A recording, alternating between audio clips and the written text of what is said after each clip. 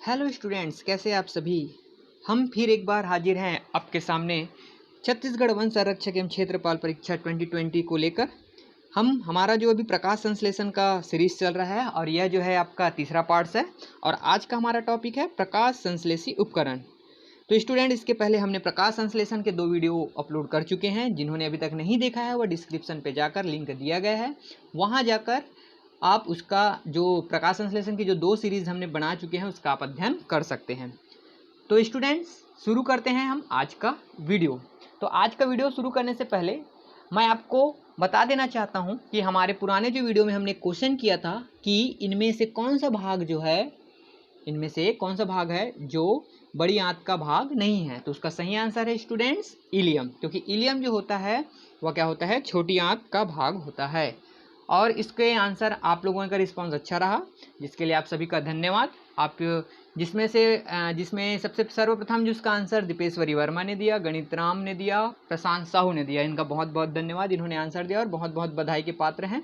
ऐसे ही आपसे जो क्वेश्चन किया जाए तो आप उसे हमारे कमेंट बॉक्स में जरूर लिखें। तो चलिए आज का सेशन हम शुरू करते हैं, आज का ये वीडियो। और आज का हमारा जो टॉपिक है प्रकाश संश्लेषी उपकरण। तो चलिए शुरू करते हैं हम पहला क्वेश्चन। हमारा पहला क्वेश्चन है, पृथ्वी पर जीवन के अस्तित्व के लिए सर्वाधिक महत्वपूर्ण क्रिया है। मतलब कि आपको ये बताना है कि पृथ्वी पर जो जीवन अस्तित्व है उसका सबसे महत्वपूर्ण क्रिया क्या हो सकता है। जानवरों का संचरण, पौधों के द्वारा प्रकाश संश्लेषण, पौधों और जानवरों में प्रजनन, जानवरों में श्वसन, और इनमें से कोई नहीं। तो स्टूडेंट, आपको बताना इसका आंसर क्या होगा। तो इसका सही आंसर है पौधों के द्वारा प्रकाश संश्लेषण, क्योंकि पौधों के द्वारा क्या होगा, प्रकाश संश्लेषण की क्रिया होगी, तब जाकर उसमें क्या होगा, भोज्य पदार्थों का निर्माण होगा। जब भोज्य पदार्थ बनेंगे, जिसके फलस्वरूप ही क्या होता है, जब वह क्या कहलाते हैं, जो भोज्य पदार्थ बनाते हैं वो स्वपोषी होते हैं। मतलब हमें खाद्य श्रृंखला देखें तो क्या होंगे, उत्पादक होंगे। तो उत्पादक कौन होता है, आपका हरे पौधे जो भोजन बनाते हैं। फिर उत्पादक को कौन खाएगा, आपके उपभोक्ता। उपभोक्ता कितने प्रकार के होते हैं, 3 प्रकार के होते हैं, पहला, दूसरा और तीसरा। प्राइमरी उपभोक्ता, द्वितीयक उपभोक्ता और तीसरा है तृतीयक उपभोक्ता। तो इस तरह से क्या होती है, श्रृंखला बनी होती है। तो इसमें इंपॉर्टेंट यही है भाई कि पौधों के द्वारा प्रकाश संश्लेषण करना। चलिए बढ़ते हैं हम अगले क्वेश्चन की ओर। हमारा अगला क्वेश्चन कह रहा है कि एक अणु ग्लूकोज बनने, मतलब ग्लूकोज का एक अणु बनने तथा 6 अणु कार्बन डाइऑक्साइड के अपचयन हेतु एक हरे पौधे को पानी के कितने, सॉरी यहाँ पे कितने लिखा है, कितने नहीं है वो, क्या होगा, पानी के कितने अणुओं की आवश्यकता होती है। आपके ऑप्शन है, पहला है 6, दूसरा है 12, तीसरा है 24, चौथा है 1 और इनमें लास्ट है क्या, इनमें से कोई नहीं। तो स्टूडेंट, आपको इसको पढ़ने से पहले आपको ये जरूर पता होना चाहिए कि इसका जो फार्मूला है वो आपको पता होना चाहिए, तब फिर आपका क्वेश्चन आसानी से बन जाएगा। जैसे है इसका क्या होता है, कार्बन डाइऑक्साइड के कितने मॉलिक्यूल्स बोल रहे हैं, 6, ठीक है ना। और क्या होता है, आपके जो 12 जो मॉलिक्यूल्स जो होते हैं वह क्या होता है, जल। क्या होता है, जल। तब जाके ये आपस में क्रिया करेगा, तब बनाएगा क्या, C6H12O6, मतलब कि ग्लूकोज। तब ग्लूकोज का कितने अणु बना यहाँ पे, 1 अणु। साथ ही ग्लूकोज का 1 अणु बनने के फलस्वरूप क्या होता है यहाँ पे कि जल बाहर हो जाता है, और इसके साथ साथ क्या होता है, यहाँ से ऑक्सीजन के भी 6 मॉलिक्यूल जो होते हैं वह क्या हो जाते हैं, बाहर हो जाते हैं। तो यही बोल रहे हैं कि पौधों को पानी के कितने अणुओं की आवश्यकता है। तो आप यहाँ पे देख रहे होंगे, इसका आंसर आप क्या हो सकता है, देखो कितना है, 12। तो सीधी सी बात है, इसका आंसर कितना होगा, 12 होगा, ठीक है। चलिए बढ़ते हैं हम अगले क्वेश्चन की ओर। हमारा अगला क्वेश्चन है प्रकाश संश्लेषण में प्रथम घटना होती है। जब प्रकाश संश्लेषण की जो क्रिया होती है तो आपको बताना है कि उसमें प्रथम घटना कौन सी होती है। आपके ऑप्शन हैं, एटीपी का संश्लेषण होगा, दूसरा क्लोरोफिल की प्रकाशीय उत्तेजना और इलेक्ट्रॉन का निकलना, ये दोनों एक ही है ना, जल का फोटोलाइसिस और ऑक्सीजन का निकलना, ये कोई नहीं। तो स्टूडेंट, मैंने आपको अभी थोड़ी देर क्या पहले बताया था कि एक इक्वेशन लिखा था, मतलब समीकरण लिखा था। तो उस समीकरण में क्या होता है, जब वो क्रिया करता है तो क्या होता है, वह लाइट मतलब सूर्य प्रकाश की उपस्थिति में और क्या होता है, क्लोरोफिल की उपस्थिति में क्रिया करता है। ठीक है ना। ऑक्सीजन का निकलना वो सबसे लास्ट प्रक्रिया है।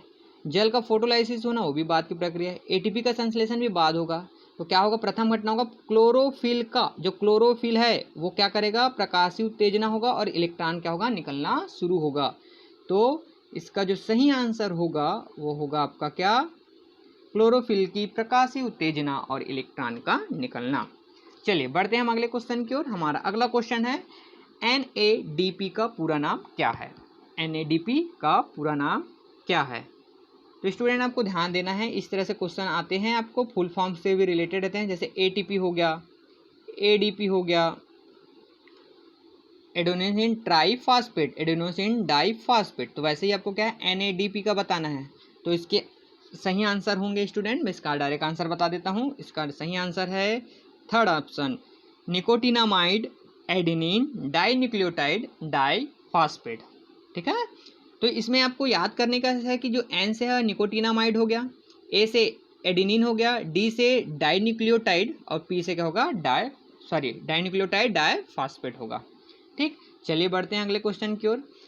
अगला क्वेश्चन कह रहा है क्या, प्रकाश संश्लेषण में पौधे करते हैं। आपको बताना है कि प्रकाश संश्लेषण की क्रिया में पौधे क्या करते हैं। O2 का अवशोषण और CO2 का निष्कासन, CO2 का अवशोषण और O2 निष्कासन, NH3 का अवशोषण और N2 का निष्कासन, N2 का अवशोषण और NH3 निष्कासन, इनमें से कोई नहीं। तो अभी आपको मैंने जस्ट दूसरे क्वेश्चन में आपको एक्सप्लेन किया था। सबसे पहले क्या था, CO2 plus H2O is equal to था, लास्ट में क्या नहीं कर रहा था वहाँ पे, ऑक्सीजन। तो आपने को तो इतना समझ आ गया हो कि भाई कि ऑक्सीजन जो होता है वो क्या हो जाता है, बाहर निकल जाता है। तो हमको यहाँ पे ऑप्शन में ये ढूंढो कि ऑक्सीजन का निष्कासन। तो देखो क्या मिल गया आपको, O2 का निष्कासन। तो सीधी सी बात है, आपका सही आंसर क्या होगा, सेकंड वाला, CO2 का अवशोषण और O2 का निष्कासन। चलिए बढ़ते हैं हमारे अगले क्वेश्चन की ओर। प्रकाश की तीव्रता मापी जाती है। जो प्रकाश की तीव्रता होती है किसके द्वारा मापी जाती है।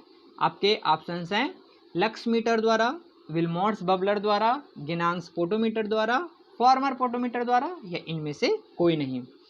तो इसका सही आंसर है स्टूडेंट, लक्स मीटर द्वारा। ठीक। बढ़ते हैं अगले क्वेश्चन की ओर। हमारा अगला क्वेश्चन कह रहा है कि क्वांटोसोम पाए जाते हैं। आपको बताना है कि क्वांटोसोम पाए जाते हैं कहाँ पे पाए जाएंगे, स्ट्रोमा में, ग्रेना में, माइटोकॉन्ड्रिया में, गोल्जी बॉडी में, या इनमें से कोई नहीं। तो स्टूडेंट इसका सही आंसर है ग्रेना में। तो एक बात और बता देते हैं स्टूडेंट, फोटोसिंथेसिस की क्रिया जो होती है वो दो प्रकार की होती है, प्रकाशीय और क्या होती है, अप्रकाशीय। लाइट रिएक्शन है ना, डार्क रिएक्शन। तो वो क्लोरोप्लास्ट के कौन साले भाग में होता है ये भी ध्यान रखना। तो ध्यान देना, क्लोरोप्लास्ट के क्या होता है, अगर लाइट रिएक्शन होगा मतलब प्रकाशीय अभिक्रिया होगा तो वह क्लोरोप्लास्ट के कौन साले भाग पे होगा, ग्रेना में होगा। अगर डार्क रिएक्शन अंधकार अभिक्रिया होगी तो क्लोरोप्लास्ट के कौन साले भाग में होगी, स्ट्रोमा वाले भाग पे होगी।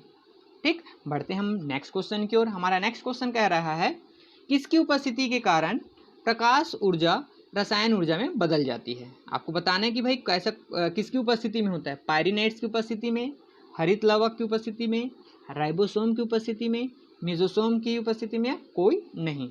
तो सीधी सी बात है स्टूडेंट, इसका तो सही एकदम सिंपल सा आंसर है और उसका सही आंसर क्या है आपका, हरित लवक। क्यों है इसका सही आंसर इतना सरल, देखो मैंने आपको थोड़ी देर पहले ये बताया था, H2O, अभी मैं पूरा नहीं लिख रहा हूँ, आपको सिर्फ समझाना है इसलिए लिख रहा हूँ, C6H12O6 plus H2O plus O2। ये समीकरण आपको बिल्कुल याद रख लीजिए।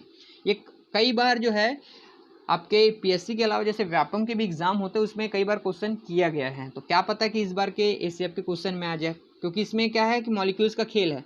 कार्बन डाइऑक्साइड के 6 होंगे याद रखना, और इसके क्या होंगे 12 होंगे। तो आप किसकी उपस्थिति में होगा, एक तो सूर्य प्रकाश की उपस्थिति में, और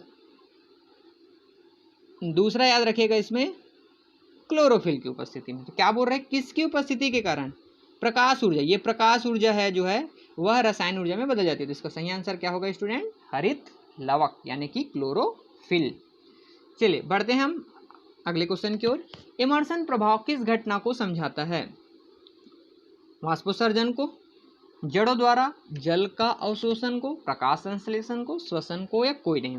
तो स्टूडेंट मैंने आपको पुराने जो हमारे पिछले जो वीडियो थे उसमें मैं बताया था कि इमर्सन जो प्रभाव होते हैं उसमें दो पिगमेंट्स होते हैं, पिगमेंट सिस्टम 1, पिगमेंट सिस्टम 2, और ये दोनों जो होते हैं किससे रिलेटेड होते हैं? आपके प्रकाश संश्लेषण से।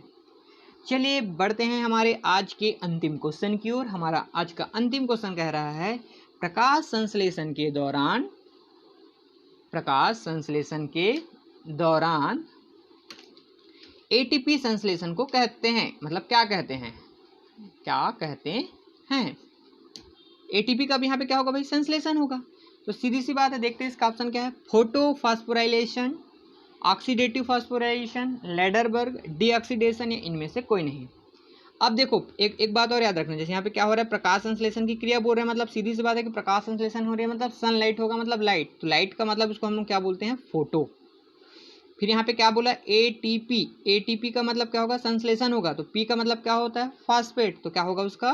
फोटोफॉस्फोराइलेशन की क्रिया होगी। ये इसका क्या होगा? इसका सही आंसर होगा। ठीक है स्टूडेंट, तो ये था आज के मज़ेदार 10 महत्वपूर्ण क्वेश्चन।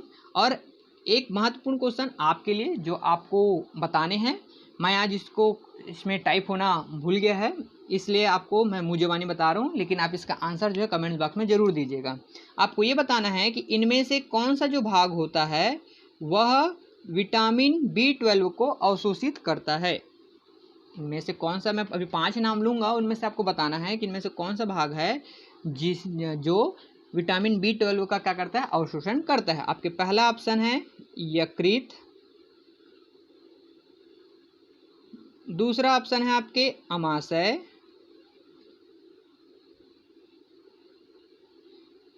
तीसरा ऑप्शन है आपके अग्नाशय, चौथा ऑप्शन है आपकी छोटी आंत, और पांचवा ऑप्शन है इनमें से कोई नहीं। ठीक है, तो स्टूडेंट आप इसका आंसर जो है जरूर कमेंट्स बॉक्स में बताएंगे।